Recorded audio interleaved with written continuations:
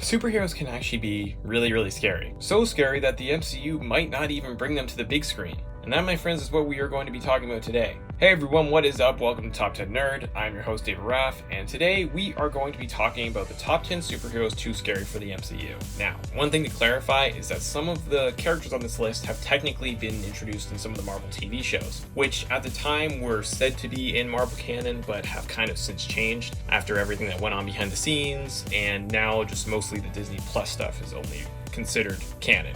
Actually, that and Agent Carter, which was executive produced by Kevin Feige, and he actually showed up in Avengers Endgame. But that was just a clarification before we begin. Now, if you enjoyed this video, hit that like button, and remember to subscribe to Top 10 Nerds so you never miss one nerdy moment. Now, with that being said, let's dive in. Number 10, Man-Thing. Man-Thing was created by Stan Lee, Roy Thomas, Jerry Conway, and Greg Moreau in the 1970s. He is a swamp-like creature that really just wants to be left alone in peace. His real name is Dr. Theodore Salas, who has been working on a project with other doctors to try and basically recreate the super soldier serum. He breaks protocol by bringing the woman he loves into the lab with him to see his work, but it turns out that she betrays him for the group AIM.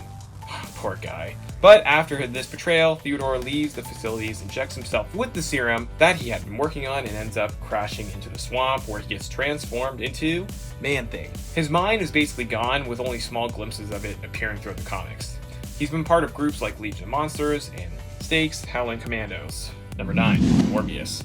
Morbius the Living Vampire was created in the 1970s and is actually having an upcoming live-action film starring Jared Leto. But right now it seems more like Sony is trying to connect to the MCU rather than the MCU actually connecting with them. Yeah, it's a little confusing, but we'll move on. Anyways, Morbius was created by Roy Thomas and Jill Kane. Before he was known as Morbius the Living Vampire, he was a doctor named Michael Morbius, who has a rare blood condition that affected his entire body, making him very weak. He wanted to find a cure, and using this knowledge began experimenting on potential treatments that could help him and defeat this disease. Unfortunately, he did not get the outcome he desired. He began testing using bats and electroshock therapy to try to cure this disease. The treatment worked, but the side effects of this test truly left a mark on Morbius. This started Morbius' transformation into what he appears like today, looking like a vampire combined with a bat. Number 8, Cloak. Usually when referring to Cloak, it would be Cloak and Dagger, but in this case we are focusing solely on Cloak. Now, Cloak can access the Dark Force dimension, which gives him access to absorb the life forces of others. He can also use the Dark Force dimension to create a field of darkness around him, and anyone affected by this energy could see dark, crazy visions and also feel very numb and scared.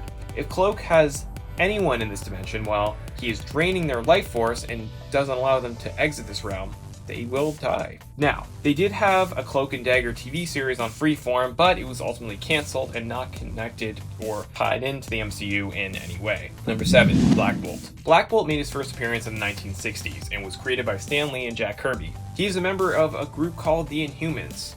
Black Bolt's strongest ability is his voice, which is so powerful that he can destroy anything in its way. Now, we were very close to getting an Inhumans movie in the MCU, which was supposed to come out before Avengers Endgame, but that got scrapped and instead got turned into a show for ABC. The series had received very mixed reviews and later got cancelled after one season. The series itself did not seem connected to the MCU in any way, shape, or form. Whether or not they will try to adapt the Inhuman into the MCU is yet to be seen, but, fingers are crossed. Number 6, Ghost Rider. So there have been many different Ghost Riders throughout the comics and adaptations, but the first one was, and most popular, is Johnny Blaze.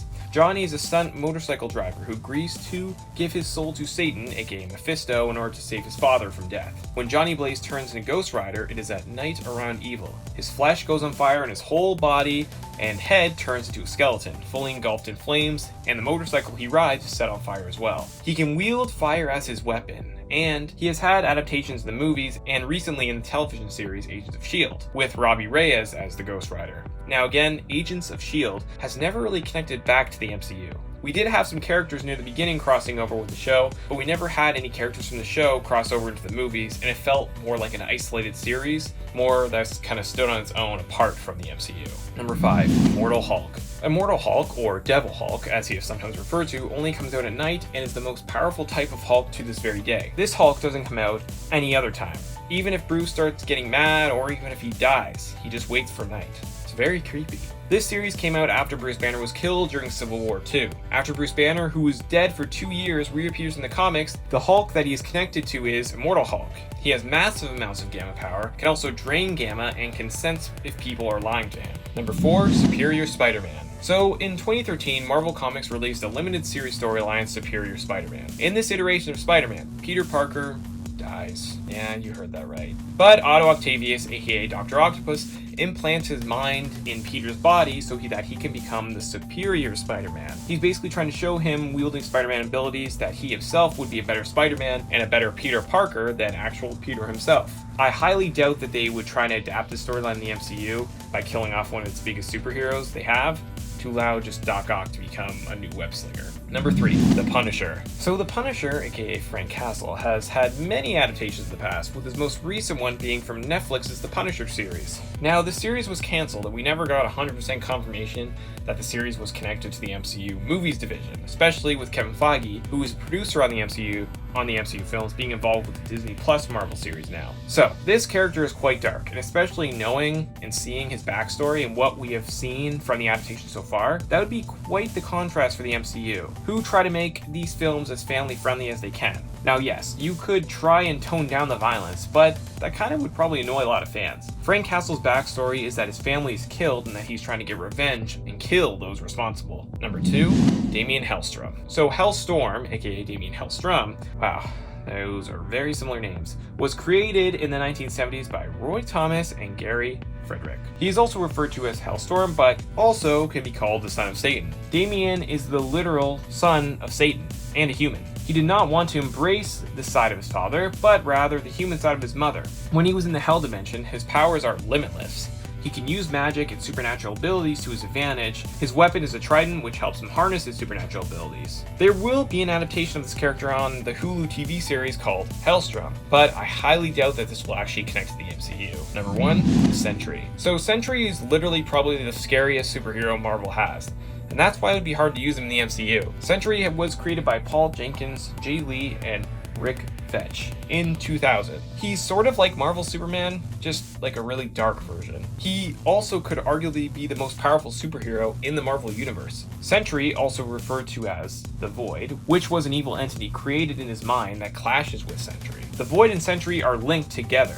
The sad thing is that even though the SENTRY is a hero and saves countless people, when the Void comes out, he will just kill as many people as SENTRY saves. Alright, there you have it guys. The top 10 superheroes too scary for the MCU. What does your list look like? Let us know down in the comments below, and if you enjoyed this video, hit that like button. And remember to subscribe to Top 10 Nerds so you always know whenever we post a new nerdy video just like this one. I'm your host, Raph, and thank you so much for watching.